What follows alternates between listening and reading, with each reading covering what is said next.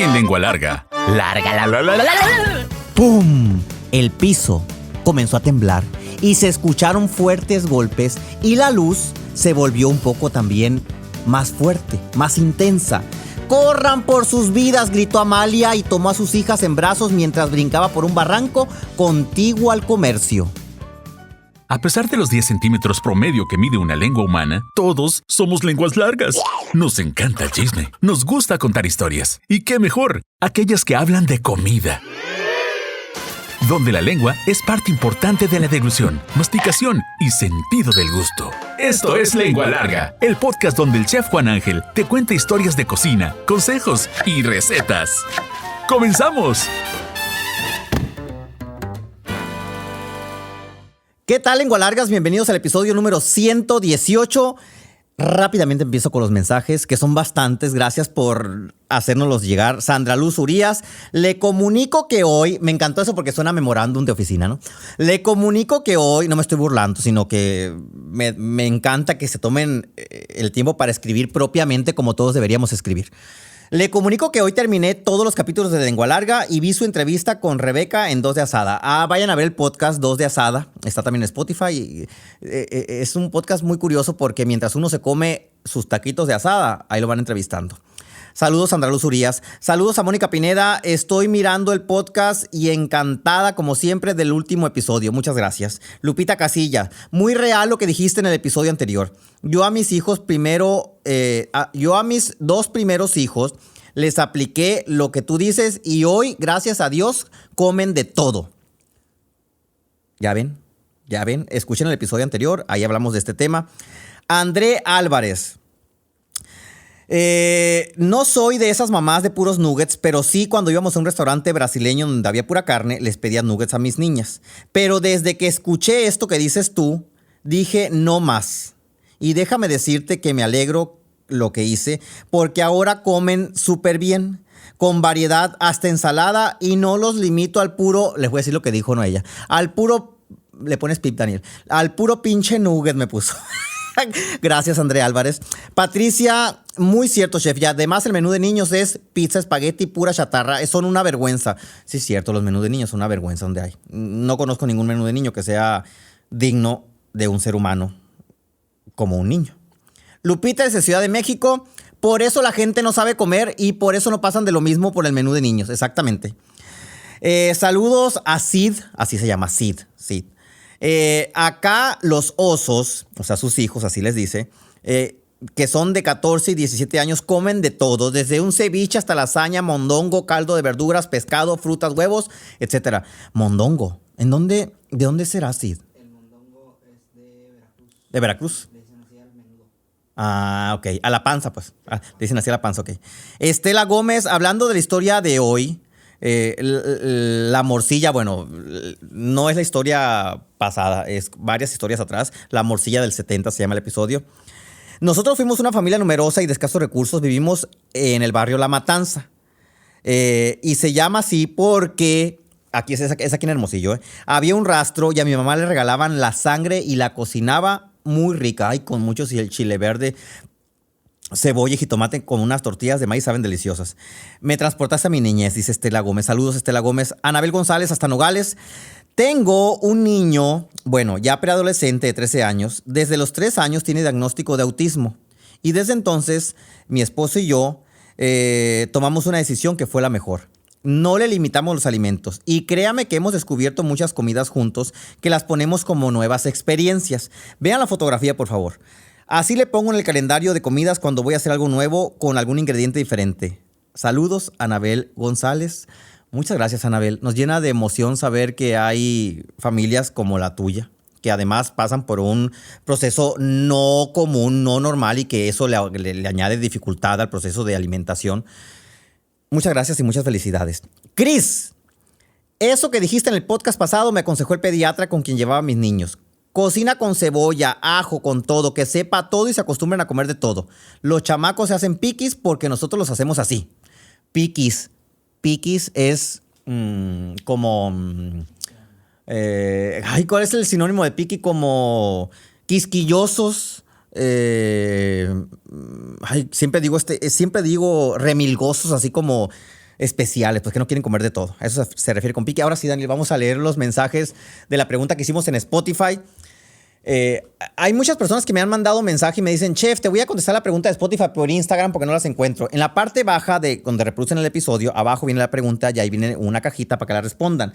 La pregunta que hice fue, ¿cuál fue el plato que más te impresionó cuando eras niño o niña? Los quelites licuados, dice Yasmín, de mi abuela Guillermina, que en paz descanse. Sí, con frijoles enteros así. El sandwichón, dice Alberto Quiroz. El pescado zarandeado, pato, cafetera. Así está en el usuario, ¿no? Rosanti Arce, los pulpos en su tinta. Qué española. Leiva Karina, cuando era chiquita, mi tía nos dio caviar. Uy, vamos subiendo de intensidad. Vanessa, el pavo. Me tocó ver cómo desplumaban. Como al Daniel, que le tocó ver cómo sacrificaban un cerdo. Pues no, y así quedó. Siempre fui malísima para comer hasta la fecha. Y se me hace imposible creer que su esposo nunca haya comido papas con Bolonia. Pues no, nunca ha comido. Se refiere al episodio anterior, ¿no? Olga Galindo, unos quelites con tortillas de maíz. Claribel Río, los chiles rellenos. Fati, milanesas empanizadas. Pituca, guanzontles. ¡Qué sabroso! Guanzontles así capeaditos sobre la salsa de tomate. Aquí casi no hay guanzontles. A veces los encontramos en Ley, un supermercado que hay y muy a la larga. Y Eve Lizardi, pastel azteca. Si nos están escuchando en Spotify, muchas gracias, Daniel.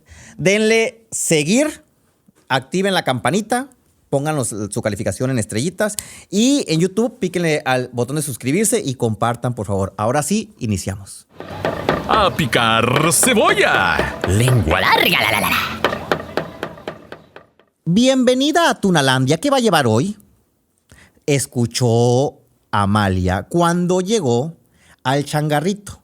Y en lo alto, porque estaba en lo alto, aquel changarrito se alcanzaba a leer una palabra que decía tuna, con letras borradas por el paso del tiempo. Y por eso el abarrote se llamaba Tunalandia. A ver, niñas, ¿qué se les antoja de comer? Le dijo Amalia a sus hijas Petrita y Mercedes. Mientras las dos últimas se frotaban las manitas morenas, muy oscuras las manitas, abriendo los ojos con singular alegría y poniéndolos en la mucha variedad de comida que había alrededor de ese supermercado. Mira, mamá, le dijo, hay pan con chita, gritó Petrita, emocionada, y dijo la encargada, de este lado también pueden encontrar pan de barra, tortillas de maíz, tortillas de harina, pan virote, totopos, dijo la encargada. Aquel supermercado era bastante peculiar. Tenía un piso color blanco con bastantes manchas así, manchas distribuidas. Unas flores rojas estampadas en el piso. ¿Y qué decir del aroma? Un aroma intenso a fruta y verdura podrida. Voy a decir como me lo indicaron en una cata de vinos alguna vez. No digas, porque me preguntaron, ¿no? Abro paréntesis. Imagínense, yo en una cata de vino y luego me dice la sommelier, ¿a qué les huele? ¿A qué les da las notas? Y yo dije, a fruta podrida. Y me dijo, no se dice fruta podrida, se dice fruta sobremadura. Bueno, aquel lugar, aquel abarrotes, olía a fruta sobremadura, es decir, podrida, ¿sí? Y luego la luz estaba como tenue, ¿no? Era así como a media luz, medio romántica la cosa. Y le dice, mire señora, nos acaba de llegar un queso delicioso, le dijo la encargada. Pues tomó el queso del piso con la mano, se lo puso en la mano a Mercedes y Mercedes con su mano se los puso en sus manitas a Petrita, ¿sí? Y se quedaron así como, qué sabroso el queso. Mercedes y Petrita se metieron las manitas morenitas a la boca, se chuparon los deditos, comieron el queso y en ese momento se empezó a escuchar un tronido. Y aquello empezó a temblar y la mamá pues así loca, Amalia, corría con Mercedes y Petrita. ¡Corran por sus vidas! Y se aventaron por el precipicio del abarrotes. En ese momento se encendió la luz y se escuchó que dijeron, pasen Nachito, siéntense, ahorita les sirvo café, dijo Delia mientras movía hacia la derecha así de la mesa. Imagínense todos los restos de pan, de tortilla, de fruta que había en la mesa con mantel blanco y flores pintadas, toda manchada, ¿no? La mesa. Entonces se sienta Nachito, ¿sí? Con su hijo Y en ese momento ven a un lado una lata que dice tuna. Pues era la lata de aquel abarrotes, pues, ¿no? De Tunalandia. Entonces vio la lata de atún ya olvidada ahí. O sea, ya seca, ya no tenía nada dentro. La etiqueta estaba ya manchada porque tenía semanas, quizá meses que le pegaba el sol que entraba por la ventana. Y en ese momento Noé, el hijo de Nachito, le dice: papá, qué feo huele en este lugar. Cállate, no estés diciendo esas cosas. Venimos a trabajar, no a criticar, le dijo Nachito a su hijo. Delia, ¿sí?, la dueña de la casa, sacó una taza del fondo de la alacena, la puso encima de la mesa y sirvió café.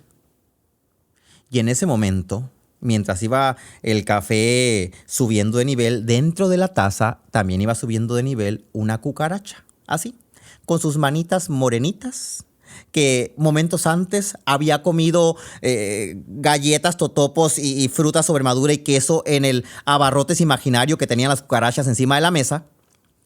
Y dice Noé: ay, papá, hay una cucaracha, cállate. Y con la cuchara aventó la cucaracha así, la sacó de la taza. Y en ese momento llega la dueña, Delia, y le dice: ay, no, se equivocaron de taza, esta taza es mía. Y la jaló, se salvaron de tomar café con cucaracha, y Amelia la sorbió y se la bebió toda. Aquella situación era muy penosa y muy hedionda también, bueno, hedionda, apestosa, con un desorden encima de la mesa. Y mientras Nacho y Noé, su hijo, hacían un intermedio para empezar a trabajar mientras tomaban café, por la mesa se empezó a pasear las 3 cucarachas: Petrita, Mercedes y también Amalia. O sea, cómodamente. Mientras ellos tomaban café, regresaron a lo que era su abarrotes a comer todos los restos de suciedad que había encima de la mesa con el mantel blanco de flores estampadas. Lengua larga somos tú y yo. Lengua larga somos todos. Lengua larga, escúchalo. Chisme, historias y cocina, la mejor combinación. Con el chef Juan Ángel, el lengua larga mayor. Lengua larga, el podcast. La cocina es un santuario. Si ustedes no lo habían visualizado así o no lo habían visualizado así, háganlo. Es un santuario. ¿Y con qué nos referimos a santuario? Vamos a irnos al significado de la Real Academia. Santuario es igual a un templo en el que se venera una imagen o un objeto o algo, y en la cocina hay muchas cosas que venerar. Y por otra parte, el santuario también hace alusión a un tesoro de objetos preciosos. Y vaya que en la cocina hay muchos objetos preciosos y deliciosos también. Entonces, vista desde ese punto y desde esa perspectiva, la cocina como santuario debería ser tratada como tal. No como el cucarachero que tenía Delia en su casa, que allá habían hecho un abarrotes encima de la mesa y que andaban en tazas, en cucharas y en todas partes. Digo, las cucarachas tienen su derecho a vivir, pero pues yo no quiero que vivan encima de mis tazas, ¿no? Ni tampoco quiero que vivan encima de la cocina, donde se ponen los alimentos y donde cocina. En la cocina, ¿sí?, se lleva a cabo todo el proceso que nos da energía para nuestro día a día. Se curan las penas y también las alegrías, ¿sí? Se llevan a cabo los potajes que se sirven en todas las celebraciones o en la mayoría de ellas.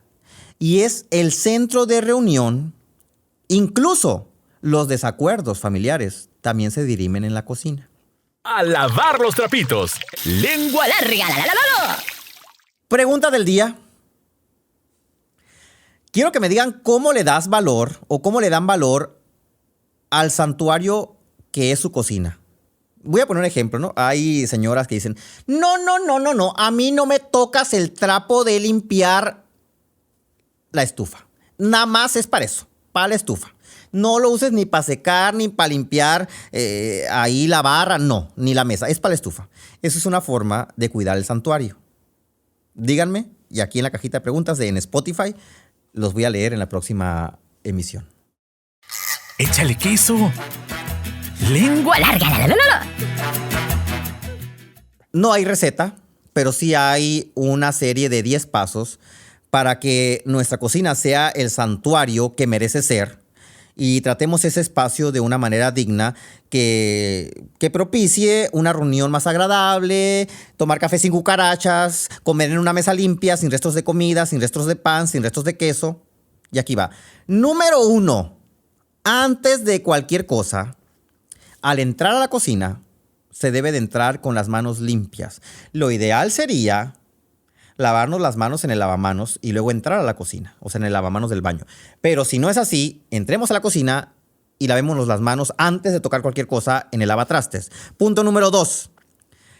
Ordena utensilios e ingredientes en lugares separados para evitar ensuciar o manchar los primeros. Es decir, hay gente, me ha tocado, que tiene la canela, la pimienta, etcétera, junto con las cucharas y tenedores, ¿no?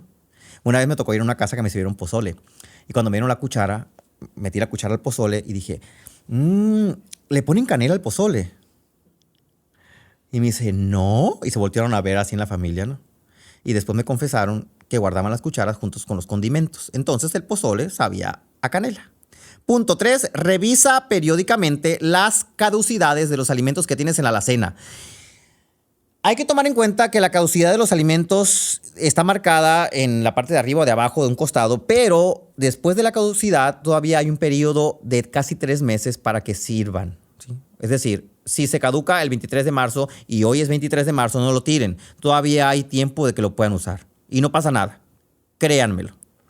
Punto 4. Programa limpieza quincenal a fondo de tu refrigerador, debajo de la estufa. O sea, cada 15 días trata de mover la estufa, trata de mover el refrigerador, porque si no lo haces, debajo se va acumulando grasa y se va acumulando cochambre y se van acumulando, pues, ladrillitos, cemento y todo para que las cucarachas hagan su casita, ¿verdad? Punto número 5. No esperes a que la basura esté colmada para sacarla. Porque entre más tiempo pasa, la basura se va descomponiendo, va llenando de aroma la cocina y va haciendo más desagradable el espacio. Número 6. En caso de tener ventana o tragaluz en la cocina, manténlo siempre limpio para que haya mejor iluminación. Y cuando te pares a lavar los trastes, como en mi casa, por ejemplo, que la ventana está enfrente al lavatrastes y me encanta porque puedo mitotear hacia enfrente con los vecinos, límpienla para que sea más agradable el espacio y más iluminado. 7. Así como se limpian cada vez que van al baño a hacer del 2, así vayan 3 veces, se limpian las 3 veces, o las 4, las 5, las 6, como en mi caso. Cada vez que cocinan, tienen que limpiar la estufa. Y esta pregunta me la hacen siempre cuando estoy en un live en Facebook. Chef, ¿con qué limpias la estufa? No, el problema no es con qué limpio la estufa. El problema es que en la casa se limpia siempre antes y después de cocinar. Yo no empiezo a cocinar nunca con la estufa sucia, porque sería como empezar a pintar en un lienzo que ya está pintado. Punto 8. El lavado de trastes incluye obligatoriamente el lavado de la tarja. Me ha tocado ir a cocinar a casas que tienen la tarja ya con cochambre pegado que ya no se quita, pues, ¿no? Ya está adherido ahí en el aluminio, ya está adherido, no se quita. Así como se lavan los trastes. O sea, no crean que la tarja es para recibir mugre nomás. No, la tarja también debe de mantenerse limpia. De ser posible, la mayor parte del tiempo. Punto número 9. Evita tocar muebles o utensilios o meter las manos dentro de cajones o alacenas cuando tienes sucia las manos. Porque, ¿qué pasa? Tengo las manos con masa, abro una alacena, continúo amasando y nunca volví a limpiar la alacena porque se me olvidó, y a la vuelta de los días, de los meses, la manija de la alacena ya es una bola de masa. De masa con frijoles, carne con chile, tamales, mantequilla del pan, etc. Y punto número 10, el más importante. Recuerda que la limpieza no está peleada con la pobreza. Hasta la próxima.